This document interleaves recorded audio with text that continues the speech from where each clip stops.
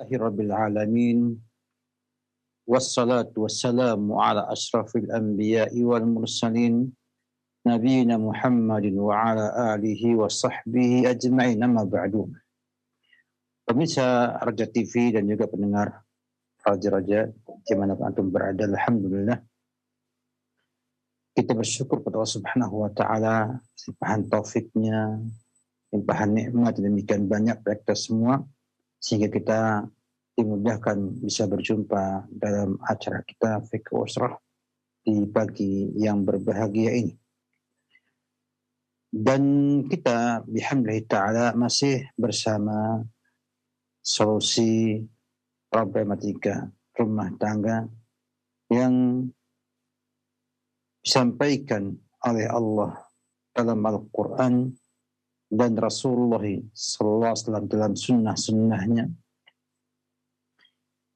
Dan kita sampai pada sarana yang ketiga dalam menyelesaikan atau terapi permasalahan nusyuz istri yang pernah kita bahas pada perjumpaan sebelumnya dengan nasihat yang baik, kemudian dengan dipisah ranjang, dan yang ketiga adalah dengan dipukul. Wadribuhun. Dia adalah sarana yang ketiga dari cara Al-Quran menjelaskan tentang terapi nusyuz atau terapi istri yang durhaka kepada sang suami. Para ulama mufassirun, kita melihat kepada buku-buku ulama rahimahullahu ta'ala, dapatkan sepakat tentang cara memukulnya. Kata mereka, memukul pada ayat ini adalah memukul pendidikan. Artinya memukul untuk mendidik, bukan memukul untuk menghukum ataupun untuk meluapkan emosi. Pukulan yang sifatnya adalah mendidik. Sehingga wajib, ini tidak boleh melukainya. Tidak boleh keras yang melukai sang istri. Melukai tubuhnya. Demikian juga tidak boleh sampai mematahkan tulang atau membuat kesleo, menjauhi wajah, dan tidak melebihi pukulan yang biasa ada pada hudud. Pada hudud. Ini disepakati para ahli mufassirin, ahli tafsir mengenai ayat wadribuhunna di sini. Kemudian Nabi kita Muhammad SAW menjelaskan juga tentang cara memukul ini. Sebagaimana dalam hadis yang sahih dari Jabir bin Abdullah radhiyallahu ta'ala anhu, bahwa Nabi kita Muhammad SAW pernah bersabda di Haji Wada, fattaqullaha fin nisa. Takwalah kalian pada istri kalian. Fa innakum akhadtumuhunna bi amanillah. Karena kalian mengikatnya, mengambilnya dengan aman, dengan perjanjian kepada Allah Subhanahu wa taala. Ya, sebagaimana mitsaqan ghalidha. Wastahlaltum furujahunna bi kalimatillah. Dan kalian halalkan kemaluannya dengan kalimatullah. Walakum alaihinna alla yu'ti'na firasyakum ahadan takrahunahu. Dan kamu punya hak atas mereka agar tidak ada seorang pun yang kamu benci menduduki permadani ataupun kasurnya kamu. Fa in fa'alna dzalika, kalau mereka berbuat demikian, artinya berbuat nusyuz, fadribuhunna darban ghaira mubarrihin. Maka pukullah dia dengan pukulan tidak sampai keras, tidak melukainya. Walahunna alaikum rizquhunna wa qisṭatuhunna bil ma'ruf. Dan mereka punya hak sekalian, rizkinya, makan minumnya, pakaiannya dengan ma'ruf. Demikian juga Imam Ibn Abbasin radhiyallahu ta'ala menjelaskan makna ad-darb ghair mubarih. Dia mengatakan bisiwaki wa nahwi, dengan siwak atau yang sejenisnya, dengan kayu siwak yang kecilnya sebesar ibu jari kita ini ya, dengan kayu siwak atau yang sejenisnya. Oleh karena itu para ulama akhirnya memberi kepada kita syarat-syarat ya, yang perlu kita perhatikan dalam memukul ini. Kata ulama rahimahullah, telah ada sana beberapa syarat yang harus terpenuhi dalam kita memukul atau hukuman memukul ini. Yang pertama adalah yakuna darban ghair sadid. Ya, pukulannya itu tidak keras. Yang kedua, yajtanibul wajh, menjauhi wajah sebagai bentuk memuliakan wajah. Yang ketiga, tajtanibul batn, menjauhi mukul perut. Wa mawadi al-makhufah. Dan tempat-tempat yang berbahaya. Bagian tubuh yang berbahaya. Khawatir terbunuh. Jadi memukul tidak boleh di tempat-tempat yang berbahaya dari tubuhnya. Demikian juga para ulama mengatakan bahwa memukulnya itu ya hanya 10 kali pukulan atau kurang. Dengan dasar sebuah hadis Nabi kita Muhammad SAW, la tajlidu fawqa ashrah aswat illa fi haddin min hududillah. Janganlah kalian mencambuk atau memukul di atas 10 pukulan kecuali pada had min hududillah, pada hukuman had yang sudah kita kenal dalam syariat Islam. Kemudian yang terakhir adalah alla yakuna darbu la bisautin qasin, tidak boleh dengan kayu yang keras atau benda yang keras. Karena maksudnya adalah untuk ta'dib, pendidikan. Dan agar ia merasa bahwa suaminya menghukum dia karena salahnya. Sehingga memulainya dengan yang ringan, terus yang naik sampai ia merasa bahwa suaminya memukul ini karena apa? Karena ia berbuat kesalahan, melanggar syariat Islam. Lihatlah bagaimana Islam mengatur detail sebuah aturan. Tidak hanya begitu dengar ayat ini atau mendengar ayat ini langsung ada di benak kita akan pukul istri kita dengan pukulan yang kita inginkan. Tidak. Ada syarat-syaratnya. Sehingga orang yang memukul itu harus tidaklah dengan tingkat emosi yang besar. Kenapa? Karena tidak mungkin bisa melakukan syarat-syarat ini orang yang sedang emosinya itu tak terkendalikan. Artinya ia itu ketika memukul bukan karena emosi, tapi karena ingin memahamkan sang istri bahwa perbuatannya itu layak dihukum karena melanggar syariat dan ketentuan Allah Subhanahu wa Ta'ala. Bukan sekedar memukul sembarangan, ada tata cara memukulnya, ada batasannya, yang semua itu kembali pada bingkai pendidikan agar sang istri terbina dan terdidik dengan pukulan tersebut dan mau kemudian kembali kepada syariat Islam dalam menunaikan hak-hak suami yang wajib ia tunaikan. Di sini kita lihat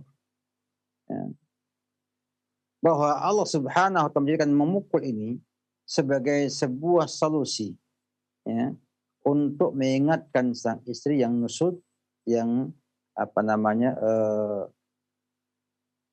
tidak menunaikan hak-hak suaminya atau membangkang dari suaminya untuk kemudian merasa bahwa ia telah salah dan kemudian bisa kembali kepada jalan yang benar. Hukuman ini atau pukulan ini para ulama mengatakan hukumnya hanya boleh. Hanya boleh untuk pendidikan. Boleh hanya untuk apa? pendidikan dengan syarat-syarat yang tadi telah dilakukan. Dan meninggalkannya lebih utama bila mampu sadar sang istri dari kesalahannya tanpa dipukul. Jadi pukul adalah hal yang melihat kepada sebuah asumsi, sebuah keyakinan bahwa tanpa dipukul sadar tidak, sadar jangan dipukul. Namun bila tanpa dipukul tidak sadar, maka pukullah dia dengan pukulan yang tadi kita sampaikan dengan syarat dan ketentuan yang sudah berlaku dalam syariat kita. Di antara dalil ataupun dasar ya, akan hal ini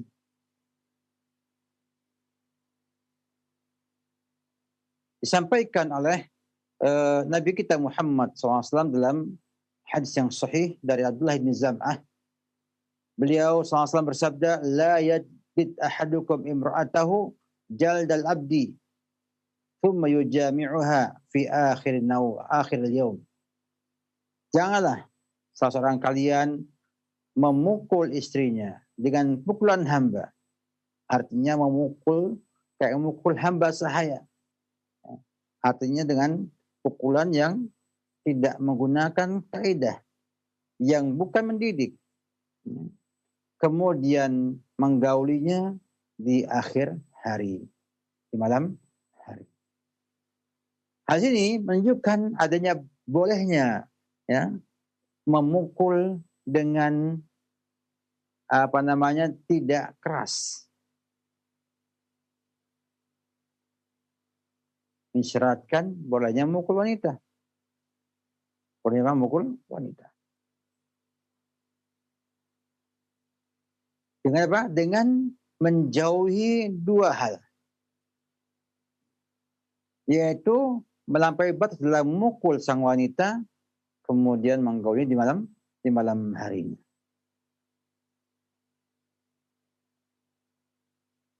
Juga menunjukkan Yohanfullah bahwa hubungan suami istri ya, itu dianggap baik dalam syariat Islam dengan adanya kecenderungan ya, dan keinginan untuk bergaul dari dua belah pihak.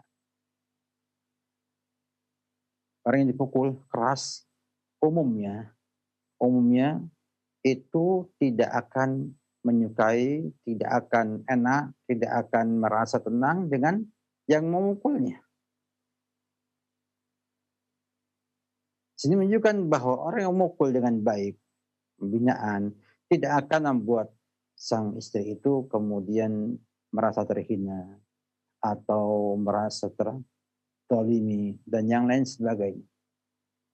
Sebab sampai demikian keadaannya, maka hubungan suami istri itu akan mengalami hambatan dan tidak akan memberikan yang terbaik dengan keadaan merasa tertolimi, merasa tersakiti dan lain sebagainya. Ini nampak dalam hadis Nabi yang mulia ini, bahwasanya Islam betul-betul mengerti ya, keadaan umat manusia ini sampai detail, sampai hal-hal yang sifatnya itu mendalam seperti ini. Demikian juga Aisyah radhiyallahu anha pernah mengatakan, ma daraba Rasulullah SAW syai'an qattun biyadihi wala imra'at. Nabi tidak pernah memukul sesuatu sama sekali dengan tangannya. Dan kita juga istrinya. Menunjukkan ya, bahwa tidak memukul lebih utama ketimbang memukul. Namun bukan berarti tidak boleh memukul. Cara pendidikan. Menunjukkan ya khanfillah bagaimana ya, syariat Islam ini demikian lengkapnya, sehingga kita sebagai seorang Muslim harus berusaha untuk memperhatikan hal ini. Dari sini tampak bahwa Islam membolehkan seorang menggunakan hukuman pukulan untuk mengembalikan istrinya yang durhaka kepada dia dengan ketentuan-ketentuan yang telah disampaikan terdahulu. Sehingga betul-betul seorang laki-laki itu memukul suaminya, memukul istrinya, maaf ya, enggak dengan sebuah tujuan yang baik, tujuan pembinaan dan tidak sampai melukai tubuh sang wanita tersebut.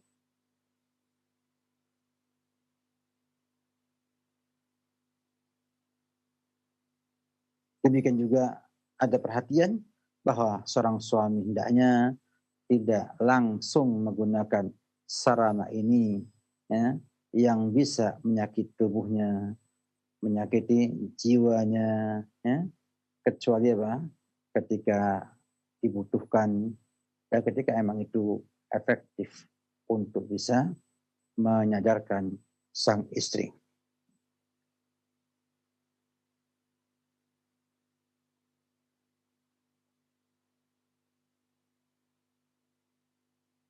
Demikianlah kita lihat bagaimana para ulama rahimahullahu taala menjelaskan tentang makna memukul dalam ayat yang mulia ini.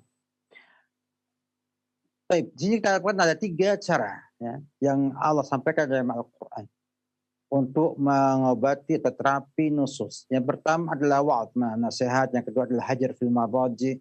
Yang ketiga adalah ad-darb ghair mubarih. Sepakat para ulama ini adalah cara pembinaan istri ketika sedang nusus.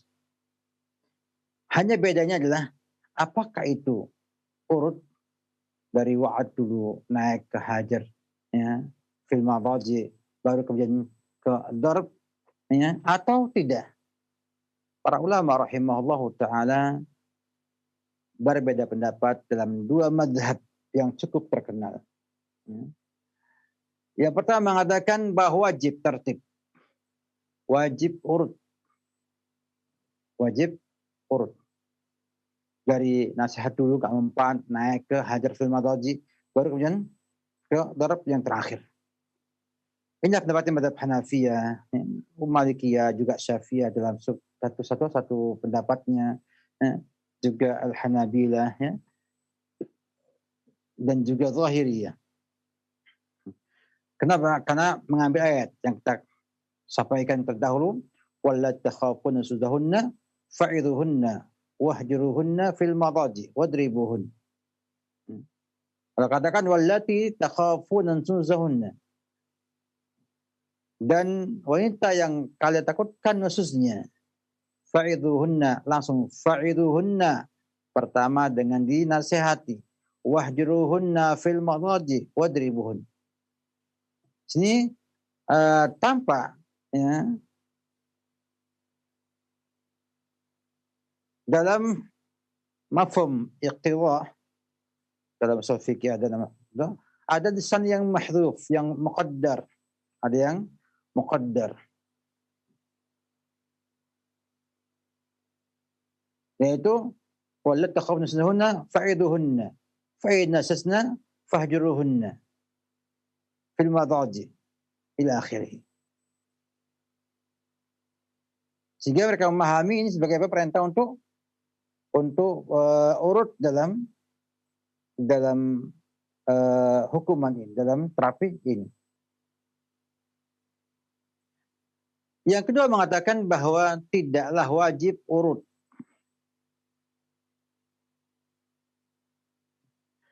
Bisa juga menggunakan seluruhnya. Bisa seluruhnya. Atau memilih satu di antara ketiga hal tersebut.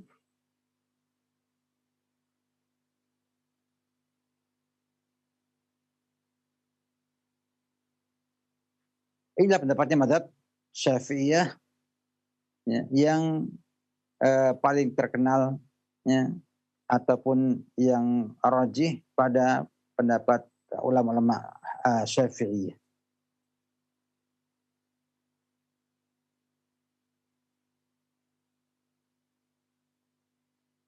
Kata mereka bahwa ayat yang mulia itu semuanya ya, dikesankan adanya gabungan fa'idhuhunna wahjuruhunna fil madaj'i wadribuhun.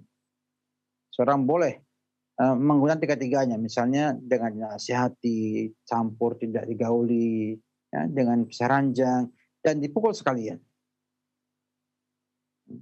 Nah, Allah misal saya lihat pendapat jumhur ulama, ya, pendapatnya madhab Malikiyah, Hanabilah, juga Malikiyah, dan qaulun fi Syafi'iyah ini lebih kuat karena Allah Subhanahu wa taala menggabungkan dengan fa'iduhunna wahjuruhunna fil madaji wadribuhunna dengan apa wa wasla fa'iduhunna, sehingga tanpa alami sahab bahwa pendapat jumhur ulama lebih kuat dalam hal ini, sehingga tidaklah kita itu berpindah dari nasihat, kalau berhasil selesai, kalau tidak berhasil pindah ke hajar fil mawaji atau pisah ranjang, baru bila tidak berhasil maka pindah ke darb, ya, ghair mubarrih, artinya dengan memukul istri tersebut. Dan demikian jelaslah, ya, bahwa Islam membolehkan seorang memukul untuk mendidik, ya, istrinya agar kembali dari nususnya tersebut. Demikianlah, ya, indahnya syariat Islam yang bukan hanya menyampaikan kaidah-kaidah saja, bukan hanya sekedar menyampaikan teori saja, namun juga menggunakan penjelasan tentang tata cara, kemudian juga apa yang harus diperhatikan, sehingga dengan syarat dan ketentuan maka kita mampu untuk mengamalkannya dengan tepat dan baik. Demikianlah lengkapnya syariat Islam. Tidak hanya matan pukul saja, tapi nyampaikan pukul harus mendidik. Yang kedua harus begini, tidak boleh sampai keras melukainya, kemudian tidak boleh juga memukul wajah, memukul tempat yang berbahaya dalam tubuh punya tersebut sehingga bisa menimbulkan sakit ataupun penyakit ataupun kematian, ya. Dan juga berusaha untuk menjadikannya sebagai hukuman pendidikan yang nanti membuat sang wanita sadar atas kesalahan dan ketergelincirannya. Dengan demikian, jelaslah keindahan ini. Semoga kita semua dimudahkan Allah Subhanahu wa taala untuk mencintai Islam ini dan untuk kemudian berusaha mengamalkannya dengan ketentuan-ketentuan yang sudah ditetapkan oleh syariat ini. Memukul yang tidak dengan ketentuan yang benar berakibat buruk. Berakibat buruk. Baik itu untuk pendidikan anak-anak kita ataupun untuk pendidikan istri kita. Sehingga bila ada teori di sana yang melarang kita memberikan hukuman pukulan, mungkin itu pukulan yang tidak dengan ketentuan atau pukulan yang bersifat emosional. Sebagaimana dapatkan juga banyak peraturan di dunia ini yang melarang wanita dikhitan, mungkin sebabnya adalah karena kesalahan banyak bangsa atau banyak orang yang mengkhitan anak perempuannya dengan khitan yang salah, sehingga membuat para wanita itu mengalami madarat dalam kehidupannya. Maka bila Islam itu diamalkan dengan benar, dengan ketentuan yang benar, dengan cara yang benar, insya Allah akan menjadi rahmat dan menjadi manfaat bagi kita semua. Tinggal kita sanggup tidak untuk belajar lebih baik lagi dan kemudian mencoba untuk mengamalkan Islam sesuai dengan ketentuan yang sudah ditetapkan dalam syariat Islam ini. Semoga yang sedikit bermanfaat. Wabillahi taufik. Salam Muhammad wa ala alihi wa sahbihi wasallam. Taib Ustaz, barakallahu fikum wa jazakallahu khairan. Terima kasih atas keluangan waktu yang telah diberikan guna menyampaikan pelajaran serta bimbingan yang bermanfaat untuk kita semuanya. Semoga Allah senantiasa melimpahkan keberkahan, taufik untuk kita semuanya, dimudahkan memahami setiap pelajaran, serta untuk mengamalkannya dalam membina rumah tangga kita, mendidik istri kita, dan anak-anak.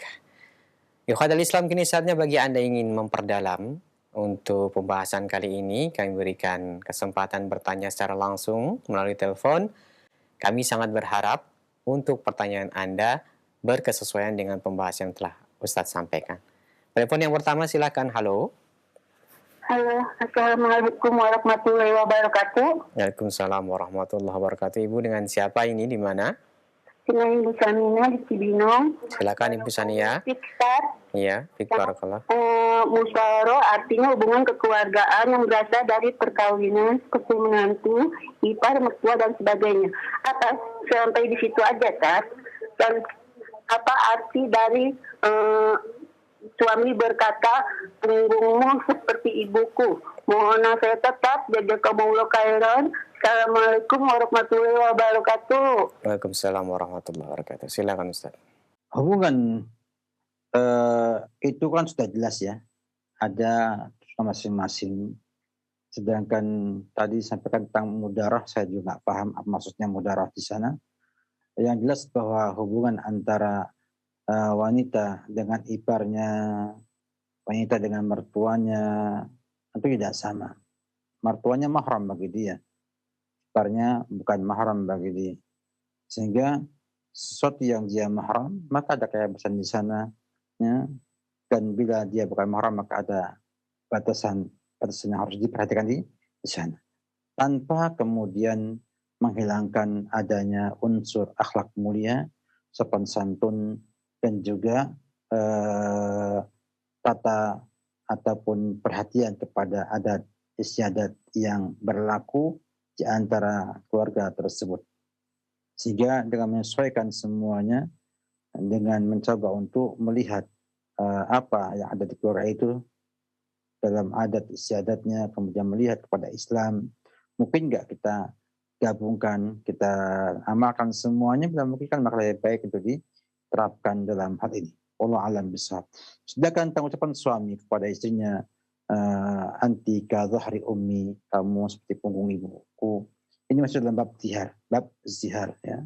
Di mana artinya apa? Artinya dia mengharamkan sang istri itu ya, seperti haramnya punggung ibuku.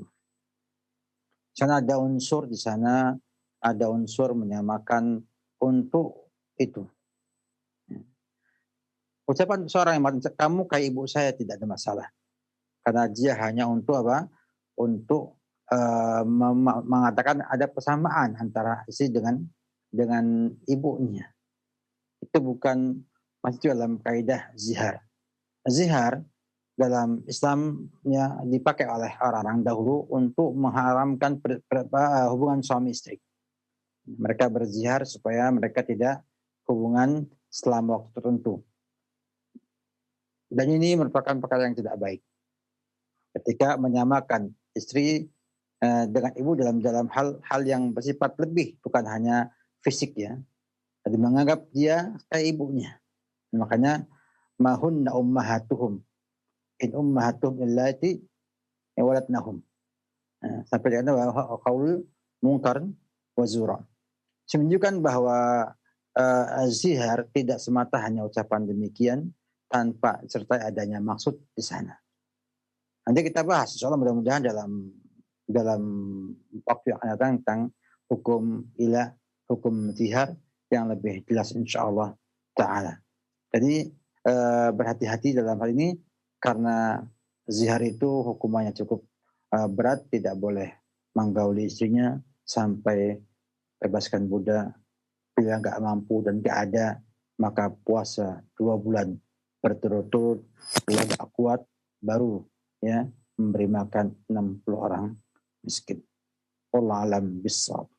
Barakallahu fikum. Terima kasih Ustadz atas nasihat dan jawaban yang bermanfaat yang telah disampaikan. Semoga bermanfaat untuk penanya khususnya serta kita semuanya.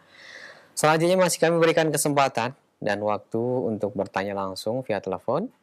Halo. Halo, Assalamualaikum Ustaz. Waalaikumsalam warahmatullahi wabarakatuh. Bapak dengan siapa ini, di mana? Dengan Bapak Andre dari Padang, Bapak. Silakan Pak Andre langsung pertanyaannya ya. Mau tanya istri. Kebetulan istri saya alasannya liburan Oh, dengan membawa anak 2 orang kan? Halo? Ya, langsung lanjutkan, Pak, pertanyaan. Dia berliburan ke rumah orang tuanya ke Lampung. Jadi pas di Lampung dia nggak mau balik lagi, Ustaz. Nggak mau. Itu bagaimana? Lalu saya ceraikan lewat WA, Ustaz. Itu bagaimana hukumnya, Ustaz? Ya, cukup ya, Pak? Terima kasih. Iya, cukup. Terima kasih, Ustaz. Assalamualaikum warahmatullahi wabarakatuh. Waalaikumsalam warahmatullahi wabarakatuh. Silakan, Ustaz. Tentang sikap istri yang berbuat demikian ini masuk dalam kategori nusus. Dalam kategori nusus. Artinya ia tidak mematuhi suaminya. Dia minta pulang ke rumah orang tuanya, kemudian bawa anaknya, setelah itu nggak mau pulang ke rumah suaminya. Dia berdosa. Dia berdosa dan sang suami hendaknya menasihati dia. Ya. Kemudian menginteraksi juga melihat apa sebabnya. Apa sebab kok begitu.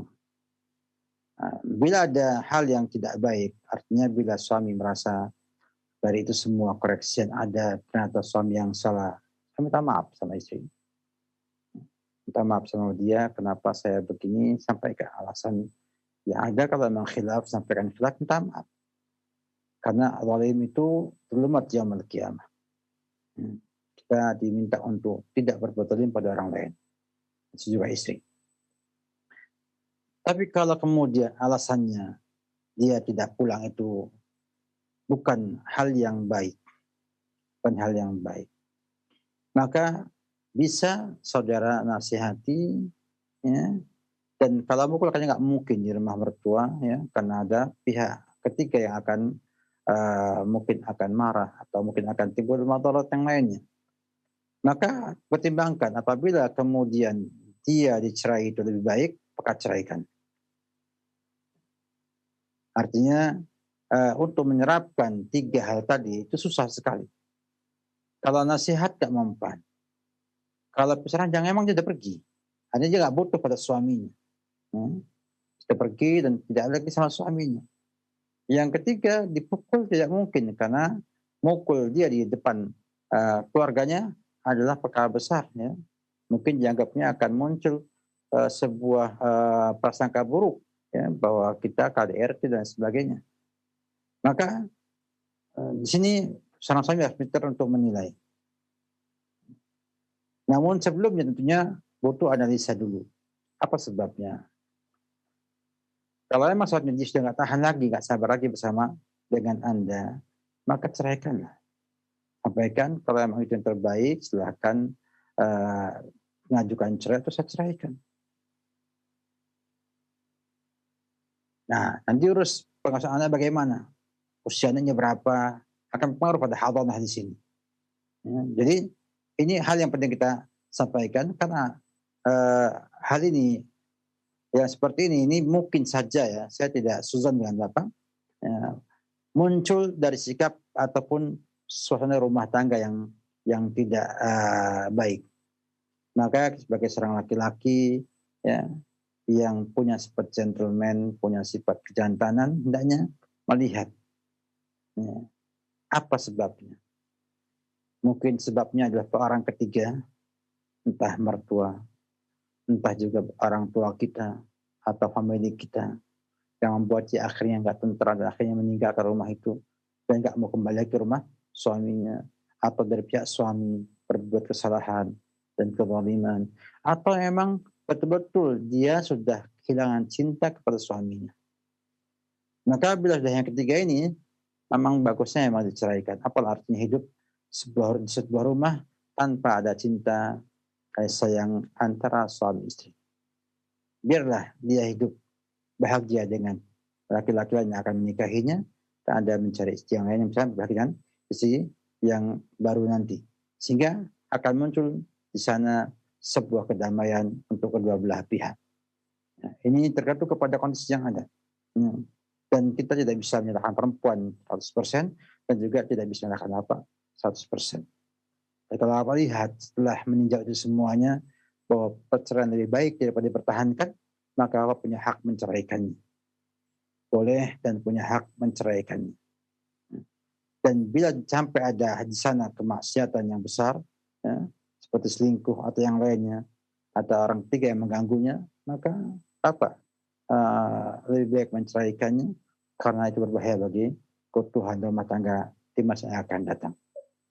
Lihat lagi, ya, pada dia nasihati, yang sampaikan semuanya. Bila kemudian dia sadar dan kembali, maka alhamdulillah perbaiki rumah tangga Bapak dengan sebaik mungkin. Yang kurang ditambal, yang banyak diluruskan, yang belum sempurna disempurnakan.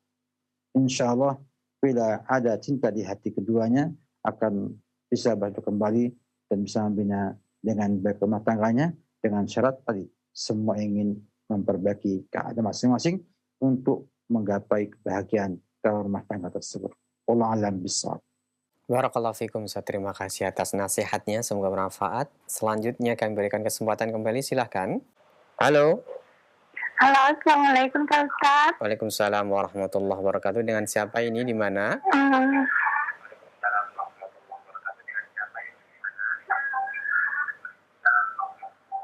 Halo Ibu, dengan Ibu siapa, di mana ini?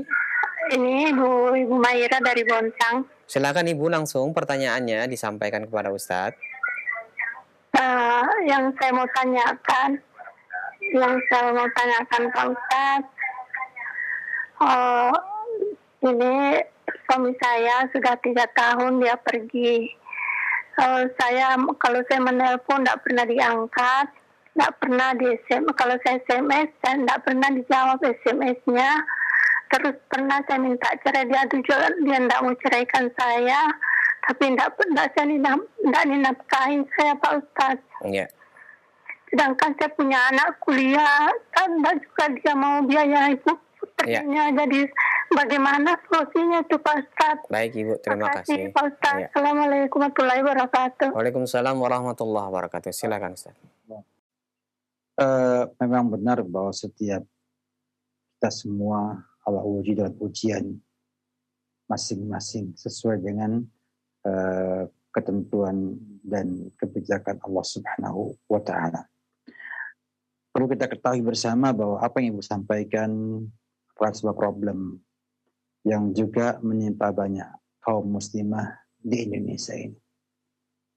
Mungkin karena ketidaktahuan suami tentang agama Islam, karena nggak mau belajar, sehingga ketika ia merasa nggak suka lagi, dia tinggalkan sang istri, kemudian dia pun nggak bisa, kemudian nafkah pun tidak diberikan, maka secara hukum Islam dan juga hukum positif di negara kita ini, ibu bisa mengajukan perceraian, baik langsung kepada sang suami atau kepada pengadilan agama. Dan tadi disampaikan sama ibu bahwa ibu telah mencoba minta cerai kepada suami tidak menceraikan. Maka ibu bisa mengajukan khulu atau gugat cerai kepada pengadilan dengan alasan tidak dinafkahi 3 tahun lamanya, tanpa berita, di telepon nggak diangkat, di SMS tidak dijawab, di WA nggak digubris, maka itu bisa menjadi satu di antara sebab kemudahan untuk bercerai di pengadilan agama. Oleh karena itu, para ulama rahimahullah ta'ala menyampaikan bahwa khulu atau cerai adalah satu solusi bagi sang wanita untuk berpisah dengan suaminya. Untuk berpisah dari suaminya. Ya. Kenapa? Karena pada asalnya hak cerai di suami. Sehingga suami bisa saja berbuat zalim dengan cara seperti ini. Tidak mau menceraikan, tidak juga memberikan hak-hak istrinya dengan benar. Sehingga sang wanita ketika demikian keadaannya, maka bisa diberikan hak oleh Islam sebagai solusi untuk cerai. Agar supaya sang wanita tidaklah mendapatkan madarat dari sikap suami yang sudah melampaui batas tersebut. Ajukan ke pengadilan agama, akan ada nanti surat dari agama bahwa ibu sudah diputuskan cerai dengan suami ibu, kan ibu bisa menikah dengan laki-laki lain setelah masa iddah selesai. Ya, silakan ibu lakukan ini, insya Allah di pengadilan agama semua lengkap, tinggal ibu mendatanginya buat laporan resmi, ya, kemudian minta adanya gugat cerai. Maka akan muncul di sana ada beberapa proses, ya, mungkin diundang sang suami untuk dimediasi, ya. Ibu bisa menuntut kepada suami nafkah tersebut. Kalau suami mau memberi nafkah dan ibu menerima, bisa digagalkan gugat cerai tersebut. Sehingga artinya gugat cerai tidak final. Kalau istri mencabut, bisa tidak jadi gugat cerai tersebut. Sehingga dan demikian akan ada pendidikan bagi suami. Ada kemudahan buat ibu dan juga anak-anak pun akan merasa enak, ya, dengan sebab bahwa mereka sudah mengetahui status ibu dan juga bapaknya, ya, dan bisa, ya, kemudian menilai mana yang terbaik untuk mereka, ya, dalam hal ini. Oleh karena itu, lakukan ini semua, insya Allah solusi ini terbaik bagi ibu untuk itu.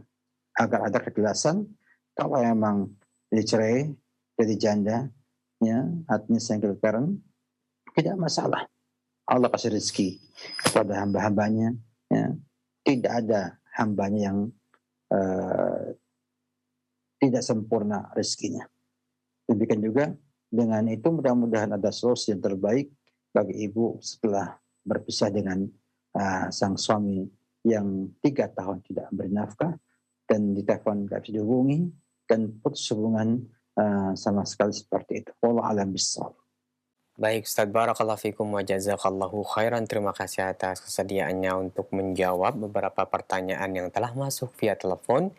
Kami berikan kesempatan untuk Anda yang ingin memberikan pertanyaan melalui pesan singkat.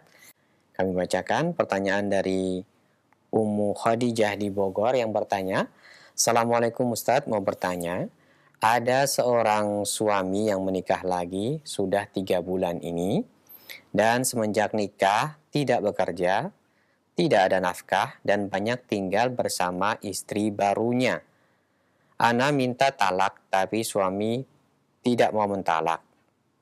Tapi suami malah menyuruh istrinya untuk mengajukan khuluk, dan akhirnya istri mengajukan khuluknya. Dengan alasan KDRT, kemudian tanpa nafkah 3 bulan dan zalim menikah lagi dengan keadaan tidak mampu finansial. Kemudian jawaban dari suami, ya maafkan, gitu saja Ustadz. Pertanyaannya, jawaban seperti itu bagaimana status istrinya Ustadz? Apakah sudah sah cerai atau bagaimana? Karena suami istri itu cuma menikah wali saja tanpa buku nikah. Silakan.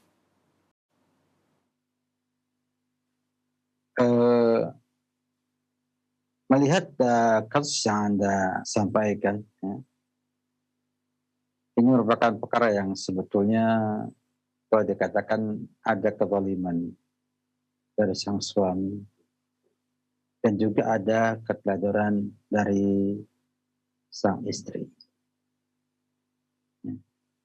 Kita hidup di Indonesia, sebuah negara yang punya aturan, banyak hukum yang berlaku. Mestinya kita sebagai seorang manusia, seorang warga negara, harus mengerti itu semua. Agar nanti mudah bila ada permasalahan di perjalanan hidup kita. Dan sang suami zalim dalam hal ini. Atau mungkin juga merasa bahwa ia menang angin karena memang menikah dengan wali tanpa dengan surat menyurat dari negara, ya. Maka dia akhirnya berbuat semena-mena. Padahal bukanlah tidak ada di sana solusi untuk berpisah dengan sang suami tersebut. Bisa dengan cara, ya, sang wali, ya, yang mendesak kepada sang suami untuk menceraikan anaknya. Kan waktu itu wali yang menyerahkannya kepada sang laki-laki tentunya bertanggung jawab juga untuk menyelesaikan masalah tersebut. Yang kedua, bisa diurus juga ke pengadilan, insya Allah, dengan cara melaporkan dulu bahwa ia telah menikah walaupun dengan perwalian tanpa saksikan oleh panel agama. Dia minta pada mereka solusi agar bisa keluar surat perceraian dari pengadilan agama. Dan itu masih bisa di Indonesia bila kita mau agak susah sedikit ya melakukannya. Cuma memang agak lebih susah daripada kita punya buku pernikahan tersebut. Atau mendesak dengan cara bagaimana agar sang suami itu mau memberikan persetujuan atas khuluknya saudari. Misalnya buat cara ya, ketemu kemudian sampaikan semua, kalau aja mengatakan silahkan, maka berarti selesai, tinggal kasihkan maharnya atau kompensasinya kepada sang suami, maka selesai acaranya. Anda kemudian menaikkan istibra ya, sekali haid dan bebas untuk selanjutnya mencari pasangan yang lebih baik lagi. Itu hal yang perlu kita ketahui ya, bersama bahwa melanggar ya, ataupun tidak mentaati peraturan dan perundangan yang berlaku di sebuah daerah, sebuah negara, memang ada resiko. Ada resiko ya kita harus perhatikan. Itu pun masih ada solusinya, tapi memang lebih susah daripada yang bisa mentaati aturan dengan benar dan tepat. Jadi jangan khawatir, Anda bisa berbuat demikian bila betul-betul menjadi solusi perceraian ataupun perpisahan tersebut. Tapi kalau kemudian tidaklah itu menjadi yang terbaik, artinya dengan bertahan, bersabar, memahamkan suami sampai kemudian dia mau menerima dua-duanya dan mau bekerja lagi, maka itu bukan hal yang jelek. Sehingga dia bisa berdampingan dengan dua istrinya, yang pertama dan yang kedua tanpa ada perceraian, dan kemudian suami bisa adil dalam hal ini sehingga bisa memberikan nafkah pada keduanya. Kalau enggak bernafkah lahir, ya paling enggak ada nafkah batin yang mungkin bisa membuat kedamaian, kenyamanan dalam rumah tangga. Oleh karena itu, ibu pilih mana yang terbaik ya, karena saya nggak paham kondisi yang ada pada ibu ya, silahkan dilihat kembali apa yang terbaik, kemudian ibu ambil semuanya dengan menanggung resiko yang akan muncul di sana ya, karena namanya pisah punya resiko. Oleh karena itu, saja pada para kaum muslimat seluruhnya, jangan sampai karena keinginan, kekhawatiran dan lain sebagainya, kita melupakan aturan negara dalam pernikahan. Betul, menikah dengan wali dan saksi ada, terpenuhi syarat pernikahan. Tidak perlu ataupun tidak harus ada di sana KUA ataupun pihak negara yang menyaksikan atau mencatat pernikahan tersebut. Kenapa? Karena walaupun demikian sah, namun maslahat yang ada demikian. Maslahat yang ada adalah kita punya tanda pernikahan tersebut. Maka bila kemudian suatu kondisi di mana tidak memungkinkan untuk langsung bersama pemerintah, maka buat surat tertulis bermaterai atau tersegel ya, yang itu di sana bahwa pada hari ini ada pernikahan antara fulan dengan fulan pada jam sekian dengan saksi fulan dan walinya si fulan ya, dengan mahar jelas semuanya ditandatangani sebagai dokumen ya, bahwa emang pernah terjadi pernikahan tersebut. Kemudian ini bisa kemudian menjadi sebuah dokumen yang mungkin berguna ketika ada permasalahan di rumah tangga. Bisa diajukan ke catatan sipil atau ke pengadilan untuk kemudian disahkan menjadi surat pernikahan atau surat tanda nikah. Dan nanti bermanfaat bagi keduanya dalam hal-hal bila ada seperti yang disampaikan dalam pertanyaan ini. Jadi tetap walaupun tidak dengan KUA, biasanya pernikahan yang kedua, ketiga agak susah untuk ngurus di pengadilan agama untuk izin pernikahan. Namun kenapa tidak menggunakan tulisan yang berharga yang bisa menjadi bukti dokumen pada menikah dengan sah dengan orang tersebut. Ini bermanfaat. Insya Allah bila ada hal-hal yang tidak diinginkan di kemudian hari sebagai bukti sahnya pernikahan seragama, tinggal diurus ke negaranya bersama ketentuan yang sudah berlaku, dan insya Allah itu bisa bermanfaat seperti pengalaman yang pernah kita lalui. Ya, kita lihat, kita anjurkan kepada sebagian ikhwah untuk menikah dengan cara seperti itu ketika ya, ada desain hambatan tidak bisa melengkapi persyaratannya karena permasalahan administrasi.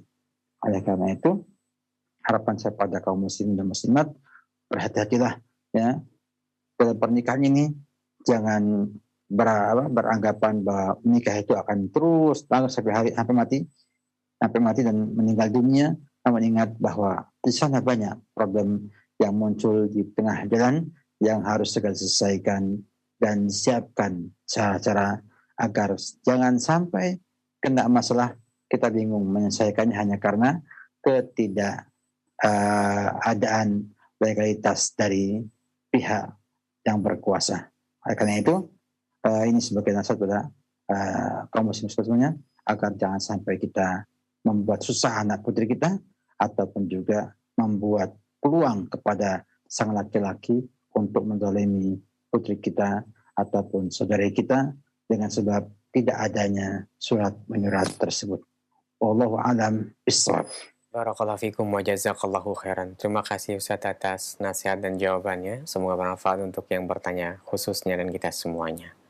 Kembali kami akan bacakan dari pesan singkat dari Abu Yasir di Bogor yang bertanya, Assalamualaikum Ustadz, mau bertanya soal talak 3. Apakah setelah jatuh talak 3, berapa lama kita masih mahram dengan istri kita? Setelah idahnya selesai atau jatuh pada saat kita ucapkan talak 3 itu? Syukron, jazakallahu khairan Ustadz. Silakan. Sah talak 3 sesuai ketentuan yang berlaku dalam Islam, maka otomatis bukan lagi mahram. Artinya sudah jadi orang asing. Sehingga tidak ada kewajiban nafkah, tidak ada kewajiban menyiapkan tempat tinggal baginya. Sebagaimana kisahnya Fatimah binti Qais yang disampaikan Nabi kita Muhammad SAW. Oleh karena itu, bila sudah talak 3 jatuh sah, maka istri berpisah dari suaminya, kemudian ia menunaikan iddahnya dia, baru kemudian boleh menikah dengan orang lain. Ya. Demikian, wallahu a'lam bishawab. Barakallahu fikum wa jazakallahu khairan Ustaz. Terima kasih atas jawaban dan nasihatnya.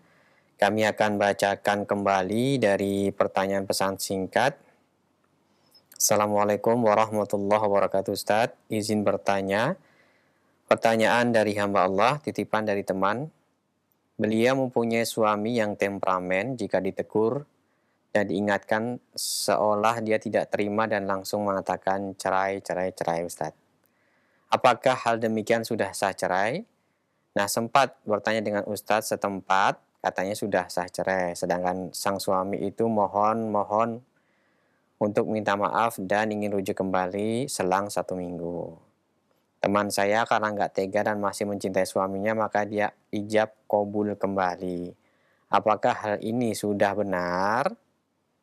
Kemudian pertanyaan selanjutnya, setelah ijab kabul yang kedua, selang 2 atau 3 bulan setelahnya suaminya itu mengatakan cerai kembali sampai membawa orang tuanya untuk mengembalikan teman saya ini pada orang tuanya. Apa yang mesti teman saya lakukan sekarang ya Ustadz? Di sisi lain, keluarga sudah sangat kecewa dengan menantunya itu. Sudah diberi kesempatan tapi masih melakukan hal yang sama. Silahkan Ustadz. Kemudian kalau yang Anda sampaikan, Allah alam bisawab, ya, ikuti keluarga besar Anda. Lebih baik berpisah dari sang suami itu, ya, karena memang pertama dia sudah tidak lagi mau tahu syariat Islam. Yang kedua tidak menyadari kalau ia itu punya sifat yang buruk seperti itu. Yang ketiga, tidak akan ada keamanan, akan muncul lagi hal itu setelahnya. Artinya akan muncul lagi yang lain, dan yang lainnya.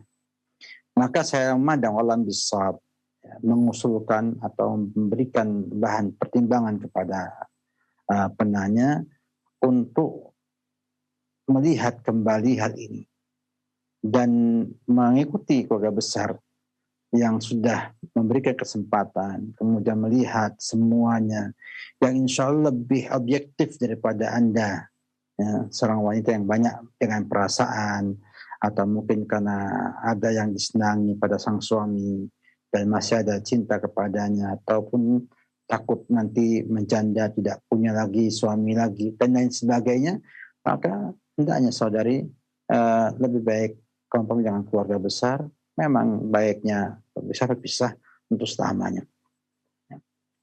Karena ini berbahaya sekali. Kalau sampai kemudian terjadi pernikahannya baru tanpa sebab, ya, kita lihat, ya, menceraikan, kemudian nikah lagi, ya, kemudian yang lainnya. Ya. Nanti kan juga cerai kembali, dipulangkan ke orang tuanya. Itu udah salah. Karena bercerai itu adalah membiarkan istri di rumahnya sampai selesai masa iddah baru dipulangkan ke rumah orang tuanya. Itu yang benar. Sehingga orang seperti ini wallahualam bisawab, ya, dari yang Anda sampaikan banyak sekali sifat-sifat buruk yang dia tidak mau perbaiki. Temperamental, emosional yang berlebihan ini buruk. Tidak akan baik bagi dia untuk rumah tangganya, untuk hidupnya, bahkan pergaulannya. Karena sabar jadi kunci kebahagiaan dia nantinya. Dan dia nggak sabar. Berikutnya, sifat ini akhirnya karena nggak disadari dan nggak mau dirubah, akan menimbulkan efek yang sangat banyak sekali. Sampai mungkin juga akan berbahaya bagi anak saudari. Ya. Oleh karena itu, kalau alam bisawab, ya, dipertimbangkan kembali oleh saudari untuk menyelesaikan, ya, sampai di situ. Kemudian setelah itu anggaplah dia orang lain dan hilangkan semua kenang-kenangan yang lama, kemudian mencari suami yang baru yang lebih baik agamanya, yang mau tahu syariat, yang mau tahu akhlak yang mulia, agar saudari bisa bahagia bersamanya. Wallahu alam bisawab. Barakallahu fikum, terima kasih atas nasihatnya. Selanjutnya kami akan bacakan pertanyaan yang telah masuk, masih dari pesan singkat.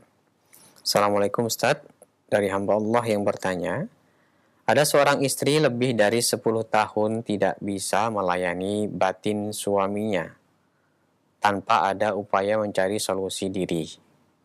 Saat suami minta izin nikah lagi, istri malah minta cerai.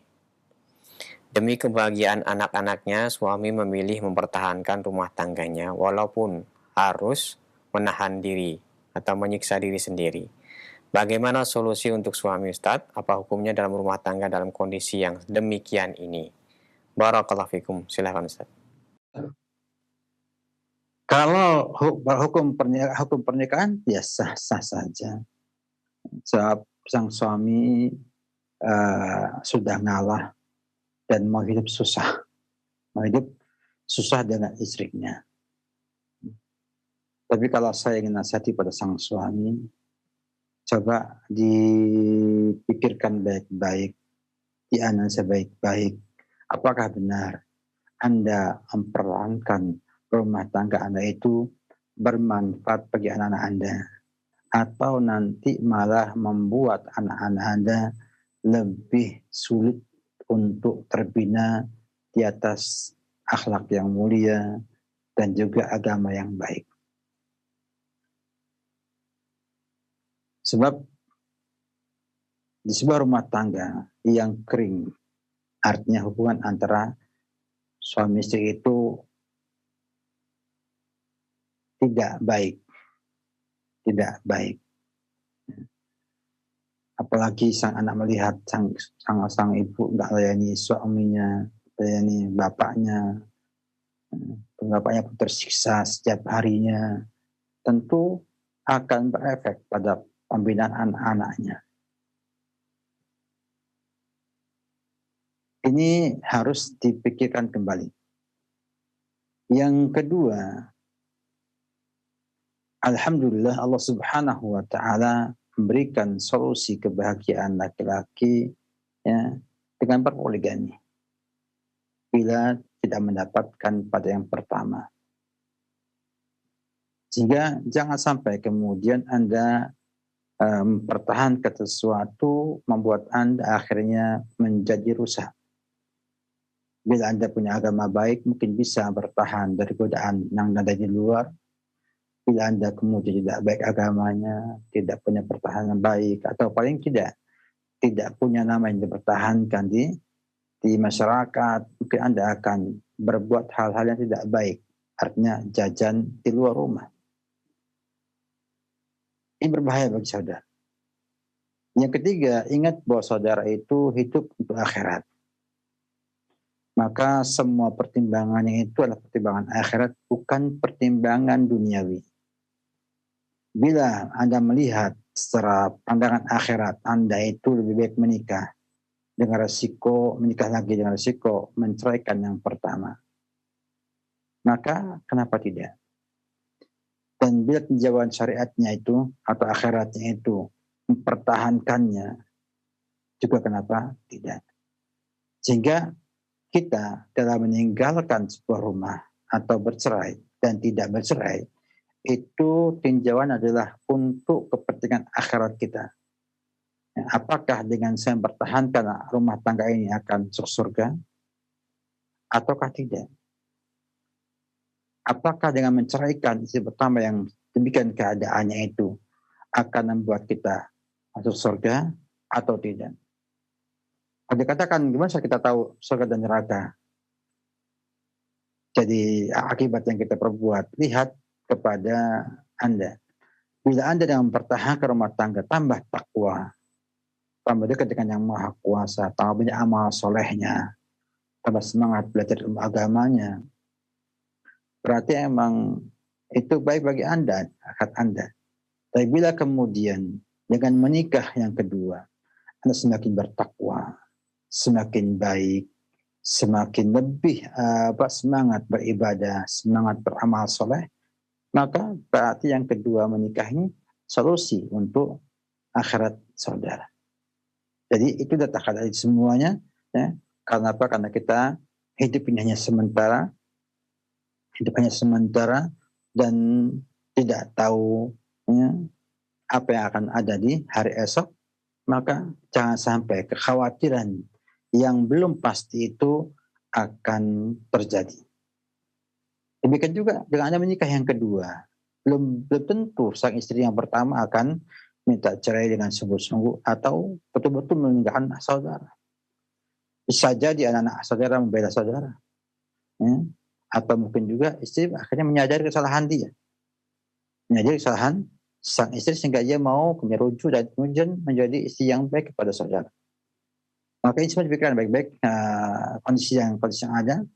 Jangan sampai dengan sebuah ketakutan, kekhawatiran yang berlebihan, Anda akhirnya mengambil pilihan yang salah dan akhirnya tidak mendapatkan yang terbaik buat dunia dan akhirat saudara. Perhatikan ini semua, mudah-mudahan bermanfaat. Wabillahi taufik. Ustaz, barakallahu fikum wa jazakallahu khairan. Terima kasih atas jawabannya. Selanjutnya kita akan berikan kesempatan kembali. Silahkan. Halo. Assalamualaikum, Kak. Waalaikumsalam warahmatullahi wabarakatuh, Salam. Bapak. Dengan siapa di mana? Dengan hamba Allah di Jakarta. Silahkan, Bapak. Pertanyaannya langsung saja. Baik. Assalamualaikum warahmatullahi wabarakatuh. Salam. Assalamualaikum warahmatullahi wabarakatuh. Ustaz, istri saya meninggalkan rumah sudah 2 kali. Saya udah rujuk, kemudian sekarang meninggalkan rumah lagi. Jadi yang saya tahu sudah menikah lagi, padahal saya belum jatuhkan talak. Kemudian seperti apa hukumnya, dan yang ditinggalkan rumah itu seperti apa hukumnya juga, Ustaz? 2 pertanyaan itu saya mohon solusinya, Ustaz. Ya. Terima kasih. Assalamualaikum warahmatullahi wabarakatuh. Waalaikumsalam warahmatullahi wabarakatuh. Silahkan. Waalaikumsalam warahmatullahi wabarakatuh. Tidak sah pernikahan wanita yang belum dicerai oleh suaminya. Bahkan sebelum selesai masa iddahnya, belum sah pernikahan sang wanita tersebut. Artinya, hidupnya bersama yang kedua, posisinya adalah bukan pasangan suami istri yang sah secara syariat. Sehingga sang suami yang belum menceraikan ini tentunya ia melihat itu sebagai sebuah kemungkaran pada istrinya. Sebuah kemungkaran pada istrinya. Maka kalau saya punya pendapat wallahu bishawab, perlu adanya klarifikasi dulu kepada yang menikahinya. Tahu tidak dia bahwa istrinya yang dia nikahi itu belum dicerai oleh saudara. Saya khawatir sang istri ini berbohong. Dia mengatakan saya janda, sudah sekian lama tidak punya suami, sehingga akhirnya menikah dengan orang lain tersebut. Dalam rangka untuk nasihat kepada dia agar dia tidak berbuat dosa tanpa ia tahu kalau ia berbuat dosa. Kemudian setelah itu, dalam pandangan saya juga, punya relatif ya, saudara ceraikan istri tersebut. Ceraikan dia, ya, dan selesaikan semuanya dengan baik-baik. Dan insya Allah bila Anda menceraikannya dengan niat melepas tanggung jawab saudara atas kemaksiatan sang istri tersebut, dan juga untuk meninggalkan wanita yang tidak baik karena itulah fasiqah, karena dia itu sudah tahu yang belum dicerai menikah lagi, berarti dia fasiqah dan gak layak orang yang soleh menikahi, mempertahankan pernikahan dengan orang yang fasiqah seperti ini. Sehingga kalau para ulama rahimahullah ta'ala banyak yang mengatakan memerintahkan orang menceraikan istrinya yang selingkuh atau pernah berzina, maka ini lebih dahsyat lagi. Dia menikah dengan orang lain sebelum ia resmi dicerai oleh suami yang pertama dan belum selesai masa iddahnya. Sehingga orang seperti ini secara hukum ya tidak layak menjadi istri seorang yang soleh atau yang baik agamanya. Maka ceraikan. Anda biarkan saja. Anda adalah suaminya, maka Anda tanggung jawab dengan keadaan istri Anda. Maka kalau Anda lihat istri Anda seperti itu, berzina, ya, nikahnya gak sah kan berzina, membiarkan saja, khawatir Anda ikut penanggung dosa karena membiarkan istri Anda berbuat maksiat, dosa besar, dan Anda tidak mengingkarinya.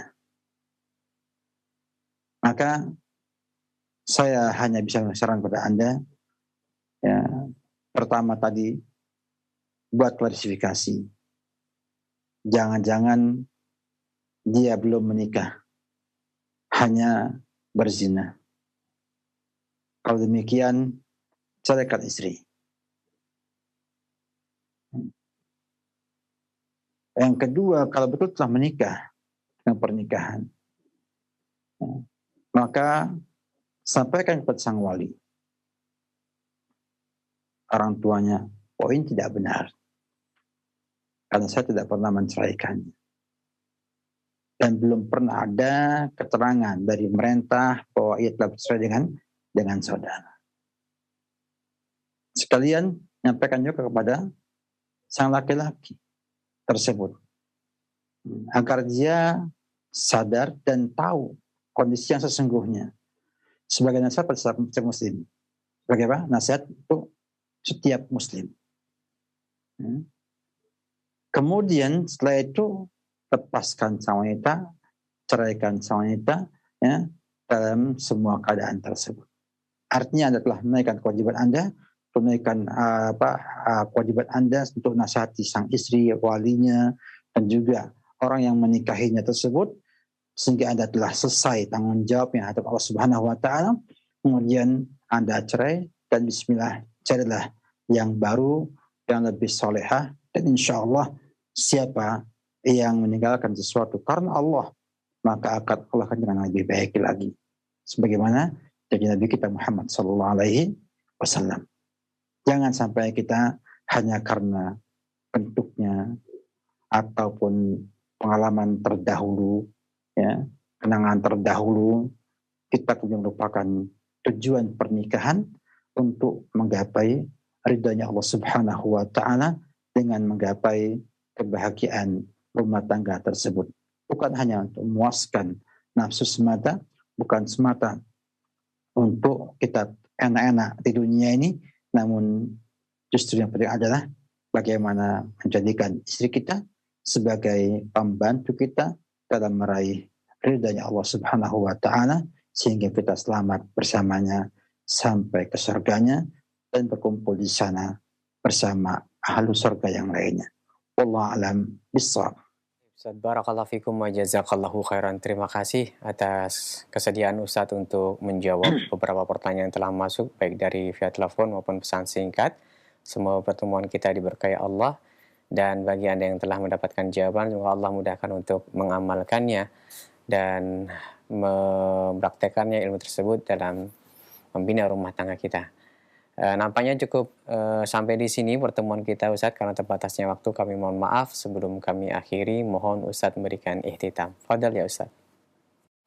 Sebagai penutup, saya hanya menyampaikan sebuah saran ataupun nasihat kepada para pemirsa seluruhnya,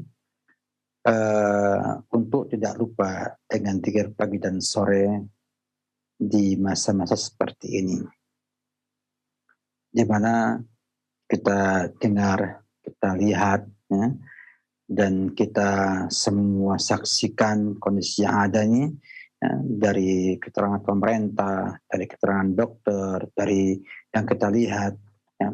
Hendaknya kita semua mawas diri, waspada, kemudian juga jangan lupa dengan zikir kepada Allah Subhanahu wa taala, di antara zikir pagi dan sore yang Allah janjikan melalui lisan Nabi kita Muhammad SAW, faedah-faedah untuk menjaga diri dan juga untuk menjaga iman yang kita miliki.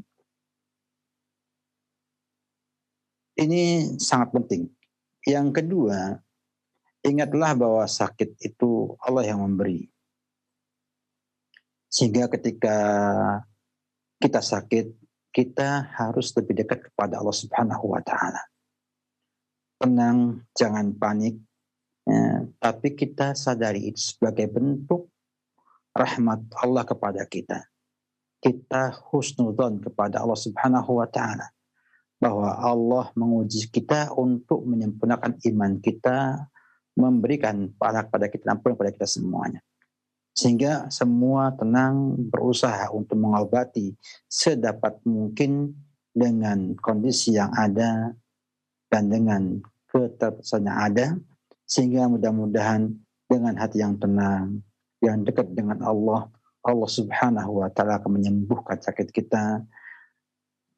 Allah memberi kepada kita kesembuhan yang segera, kemudian menjadikan sebab juga Allah menghilangkan wabah yang ada saat ini. Tidak ada yang bisa menghilangkannya kecuali Allah Subhanahu wa taala yang Maha Kuasa lagi Maha Penyayang ini. Oleh karena itu, banyak istighfar, banyak taubat, banyak amal soleh. Ya, semoga Allah Subhanahu wa taala melindungi kita semua dan memberikan kesehatan kepada yang sakit dari kita semua, dari kaum muslimin seluruhnya, bangsa Indonesia seluruhnya, dan memberikan kepada pemerintah kita kekuatan untuk bisa membantu masyarakat menanggulangi masalah ini dan bisa memberikan kepada masyarakat ketenangan dan juga kebaikan di dunia ini. Demikian, semoga bermanfaat. Syukur kepada teman-teman di Roja yang telah berusaha maksimal dalam hal ini. Demikian juga teman-teman di studio Pondok Pesantren Al-Ukhuwah Sukoharjo atas semua upaya dan juga usahanya. Semoga Allah Subhanahu wa taala memberkahi kita semua, dan syukur kepada teman-teman pemirsa, pendengar yang aktif dan yang pasif. Semoga Allah Subhanahu wa taala berikan keselamatan, kesembuhan, kesehatan, dan pahala besar kepada kita semua atas musibah yang menimpa negara ini. Semoga Allah Subhanahu wa taala memberkati kita semua.